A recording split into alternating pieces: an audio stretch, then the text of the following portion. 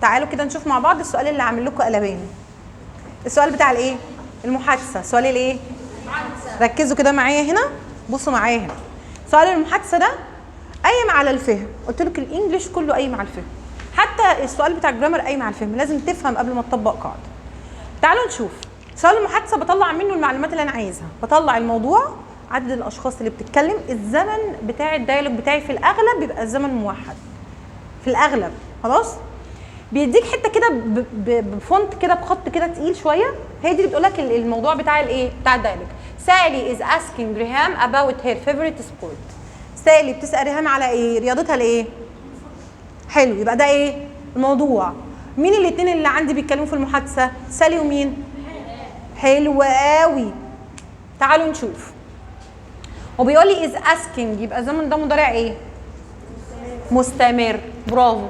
هقرأ المحادثة أول مرة ومش هحل حاجة.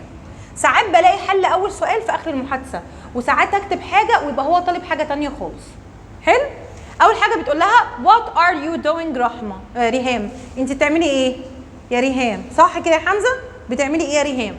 ردت عليها ريهام قالت لها What is the article about؟ يبقى السؤال ده حللي السؤال اللي فوق ولا لأ؟ هي بتقولها الارتكل يعني ايه؟ المقال. المقال ده بيتكلم عن ايه؟ يبقى هي قالت لها فوق انا بكتب ايه؟ مقال. بكتب ايه؟ مقال. شفتي ده حل ده؟ ردت عليها قالت لها great I like sports. يبقى هي هتقول لها هنا المقال بيتكلم عن ايه؟ حلو. سالتها سؤال قالت لها my favorite sport is tennis. يبقى رياضتي المفضله هي الايه؟ يبقى هنا سالتها ايه هي رياضتك الايه؟ المفضله. انا كل ده لسه ما حلتش. بعد كده سألتها سؤال قالت لها I started playing it at the age of 11.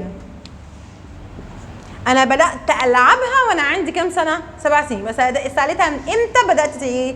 تلعبيها. تعالوا كده بقى نحل بقى الإيه؟ الدايلوج بتاعنا.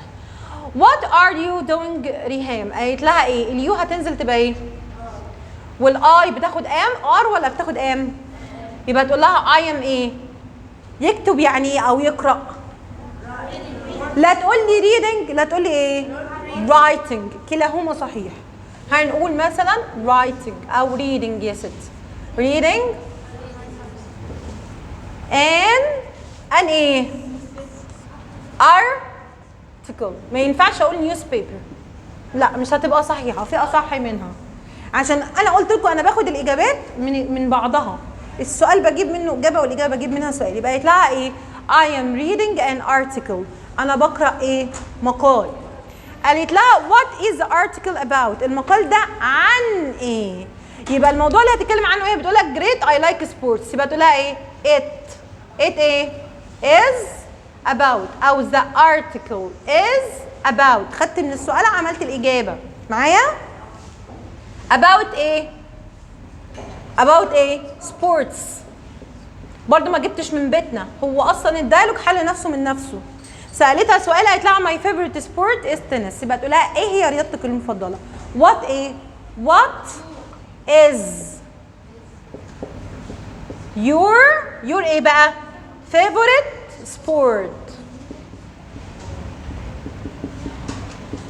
ايه هي رياضتك الايه؟ المفضله. ردت عليها قالت لها my favorite sport is tennis. سالتها سؤال قالت لها I started playing it at the age of 11. at the age of 11 دي الايه؟ 11 دي الايه؟ الاجابه. يبقى انا دي ايه؟ مده ولا وقت ولا مكان ولا ايه بالظبط؟ مده. مكان. at the age of 11 وقت. بسال على الوقت بايه؟ when. طب ودي في الماضي يبقى when ايه؟ الفعل مساعد did. والاي تنزل تطلع يو، واللي ستارتد هتطلع تبقى ستارت. ستارت ايه؟ playing it.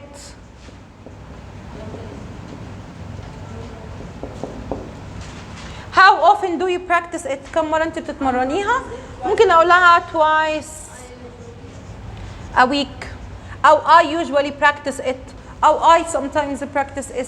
معايا يزيد ولا سرحت يابا؟ سرحت يابا، ركز هنا. تسرحش، انا مش بشرح ليا. يبقى سؤال الدايلوج كله بيحل ايه؟ بعضيه. سؤال الدايلوج كله بيحل ايه؟ بعضيه. انا ما جبتش حاجه من بيتنا. الموضوع اللي هي بتعمله ايه؟ راح جايب لي كلمه ارتكل. لا هقول بتكتب لا هقول ايه؟ بتقرا.